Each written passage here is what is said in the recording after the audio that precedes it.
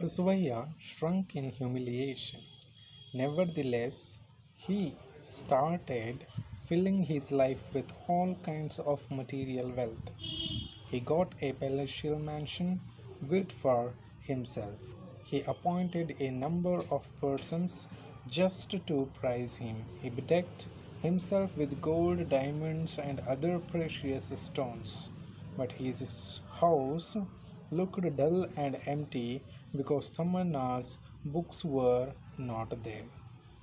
When Baswaya came to know that it was impossible to have a kind of rivalry or competition with Tamanna in physical extension or in physical field or in physical aspect, then he thought what kind of ideas he could make to have a kind of competition with Tamanna. He thought again and again, but he was unable to get one plan through which he can defeat once again Tamanna. And there was a kind of negative feeling in the mind of Basvaya. He started feeling humiliated because he was unable to have competition with Tamanna, or Tamanna was not at all having any kind of competition with Basvaya in physical field. And thereafter also, Basvaya did not think much. He got one idea at last, and through that idea, he started gaining more and more wealth through all the ways. He got one palace built, or he built one mansion which was almost like a palace, as big as palace, and there he appointed certain servants who were there just to praise the person called Basvaya. He appointed a number of persons just to praise him. He bedecked himself with gold, diamonds, and other precious stones. And after appointing certain servants to praise him, he also made himself to look as a rich man. For that reason, he started wearing chains and some other ornaments which were made of gold, diamonds, and other precious stones. Here we need to think comparatively. In the matter of Tamanna, there were many other people, though Tamanna was not willing to be prized by the followers. By looking at the talent of Tamanna, many other followers used to praise him. But here, Basvaya cannot write the poems like Tamanna. Hence, Basvaya had appointed many other persons just to praise him. Tamanna was looking very rich through his popularity because of his fame. But here Basvaya cannot be like that. He has to make himself look rich. And for that reason only he started wearing the ornaments. Usually during the past days, ancient days, king and queens used to wear.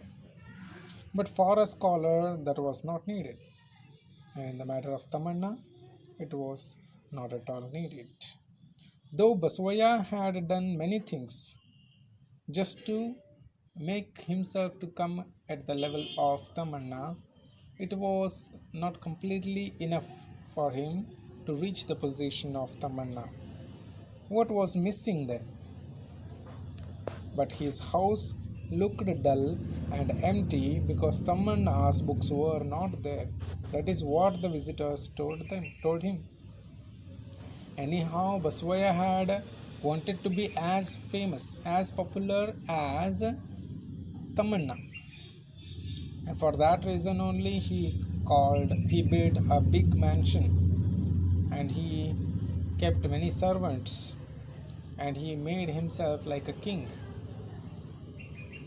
And the villagers or the people who used to visit the house of Baswaya, they used to say that everything was perfect. But one thing was missing, and the missing thing was the books which were written by Tammanna. This type of matter can indicate that how important the books which were written by Tammanna. Therefore, he started inviting scholars, poets, and musicians to his place. This was his way of investing his home with meaning. When Basavaya came to know that there was one thing which was lacking in the mansion of Basavaya, he thought, how could he once again fill completely the position of Tammanna in the village? He thought that he cannot write like Tammanna, but he can invite scholars who can write like Tammanna just to praise Basavaya. And this kind of legacy was there in the ancient India. All the kings and queens were not scholars. They were unable to write the history and write down the social and political and economic condition of their current society. Hence, they used to give patronage for many scholars. And here the same thing happens with Basavaya too. Basavaya invited many scholars, poets, and musicians to his place, and he used to pay them salary, and they were supposed to entertain him. They were supposed to create writings in praising of Basavaya. And when all these things were maintained by Basavaya, he came to know that he almost reached the position of Tammanna in that field too. This was his way of investing his home with meaning. Finally, he came to know that he had started giving competition to Tammanna in this field also, in the intellectual field also. How? If you ask me, see, Tammanna used to create many poems which were describing the bad qualities. Whether all the qualities which were written by Tammanna were really true or not was not at all justified. But here he also wants to say that by inviting many scholars and poets, he had wanted to write many poems which should describe the good qualities of Basavaya. Because not a man is completely good. Even a person who is called as bad is completely bad. Basavaya shrunk in humiliation.